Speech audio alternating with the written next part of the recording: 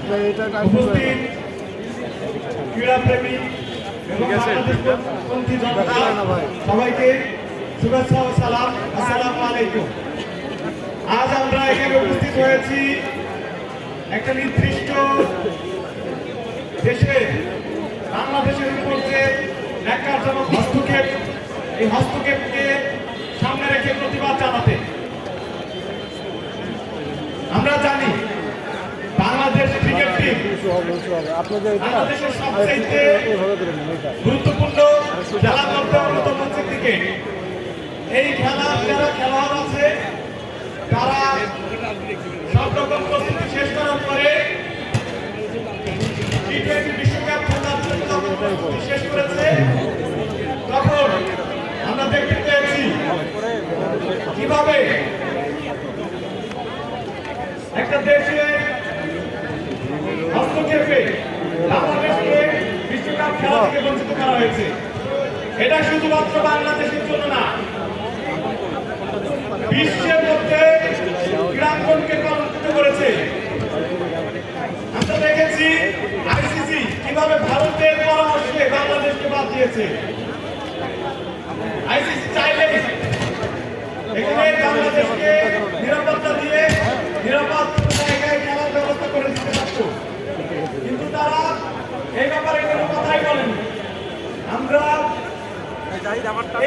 এইরকম হস্তক্ষেপের প্রতিবাদ জানাচ্ছি। আমরা চাই এই ধরনের ক্রীড়াঙ্গন আমরা চাই না। আমরা চাই রাজনীতি মুক্ত ক্রীড়াঙ্গন, যেখানে খেলোয়াড়রা খেলা করবে, তাদের পর্যাপ্ত নিরাপত্তা থাকবে, কোন দেশের হস্তক্ষেপ থাকবে না।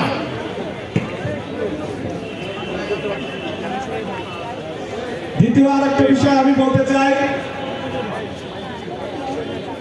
নির্বাচনী শৃঙ্খলা রক্ষার্থে বিএনসিসির ক্যাডেটদের রাখার কথা থাকলেও কিছুদিন আগে তাদেরকে শৃঙ্খলা না রাখার সিদ্ধান্ত দিয়েছে নির্বাচন কমিশন। আমি ব্যক্তিগতভাবে বিএনসিসি ইয়ারউইং এর ক্যাডেট অফিসার ছিলাম। আমি দেখেছি ফ্যাসিস্ট আমলেও বিএনসিসিকে কিভাবে একটি কালচারাল অর্গানাইজেশন হিসেবে দাঁড় করিয়ে রাখা হয়েছিল, কিন্তু বিএনসিসির জন্ম হয়েছে আধা সামরিক অর্গানাইজেশন হিসেবে। তারা মেধা, শৃঙ্খলা এবং একতা দিয়ে বাংলাদেশের মানুষকে সাথ করে। বাংলাদেশের যে কোনো ক্রান্তিকালীন পরিস্থিতিতে বিএনসিসির ক্যাডেটরা অবস্থান নেয়, কিন্তু যখন এই সিদ্ধান্ত জানানো হয়েছে বিএনসিসির হেডকোয়ার্টার থেকে কোনো রকম প্রতিক্রিয়া দেখানো হয় নাই। কারণ হেডকোয়ার্টারে যারা আছে তারা হাতে চুরি পরে থাকে।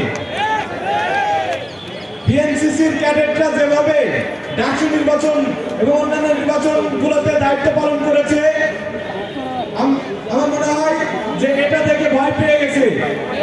কারণ আমরা দেখেছি গতকাল এবং বিগত সময়ে আইন শৃঙ্খলা বাহিনী কি করতে পারে।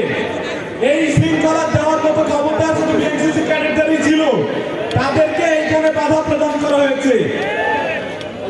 আমরা দেখেছি বিএনসিসিকে যেভাবে বাদ দেওয়া হয়েছে, নির্বাচনের পর যদি এটা অব্যাহত থাকে তাহলে তাদেরকে আরো বেশি ডিহিউম্যানাইজ করে রাখা হবে।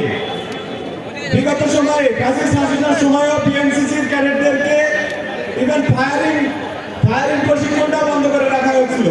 কারণ ফায়ারিং শিখলে তো অন্য দেশের ক্ষতি হবে, তাদের বিরুদ্ধে এরা দাঁড়িয়ে যাবে। যেমনিভাবে ৭১-এর মুক্তিযুদ্ধে বিএনসিসির ক্যাডেটরা নেতৃত্ব দিয়েছে, শহীদ সার্জেন্ট রুমির নেতৃত্ব দিয়েছে, আমরা জানি। এজন্য আমরা এটার প্রতিবাদ জানাই। বিএনসিসির ক্যাডেটরা এখন সামনাসামনি কিছু বলতে না পারার কারণ হচ্ছে তাদের চেইন অফ কমান্ড থাকে। হেডকোয়ার্টার থেকে যে সিদ্ধান্ত নেয় সেই সিদ্ধান্তের প্রতি তাদের সম্মতি থাকতে হয়। আমরা যারা সাবেক ক্যাডেট রয়েছি তাদের পক্ষ থেকে আমি প্রতিবাদ জানাচ্ছি। একই সাথে ভারতের যে নগ্ন হস্তক্ষেপ ক্রীড়াঙ্গনে দেখিয়েছে, একই সাথে আমরা দেখেছি কিছুদিন আগে শিলংয়ে বাংলাদেশ ফুটবল টিমের সাথে একটা খেলা ছিল। সেখানে প্র্যাকটিস গ্রাউন্ডে লাইট পর্যন্ত বন্ধ করে দেওয়া হয়েছে, যাতে প্র্যাকটিস করে ভালোভাবে খেলতে না পারে। এরকম ভাবে প্রত্যেকটা খেলায় আমরা দেখেছি যে নগ্ন হস্তক্ষেপ করা করছে। আমরা চাই এই ধরনের হস্তক্ষেপ যাতে আর কোনো ভাবে করতে না পারে এবং ক্রীড়াঙ্গনকে রাজনীতি মুক্ত রেখে খেলোয়াড়দের নিরাপত্তা নিশ্চিত করে জাতীয় ও আন্তর্জাতিকভাবে সব ধরনের খেলাধুলা যাতে সুন্দরভাবে সুষ্ঠুভাবে হয়। এবং সর্বশেষ বলতে চাই, আগামী নির্বাচনে আপনারা অবশ্যই তাদেরকে ভোট দিবেন যারা সুন্দর ক্রীড়াঙ্গন উপহার দেবে, এবং আরেকটা ভোট দিবেন সেটা হচ্ছে গণভোটে হ্যাঁ। তো আমি আর বেশি কথা বলতে চাই না, এই কথা বলে আমি আমার বক্তব্য শেষ করছি।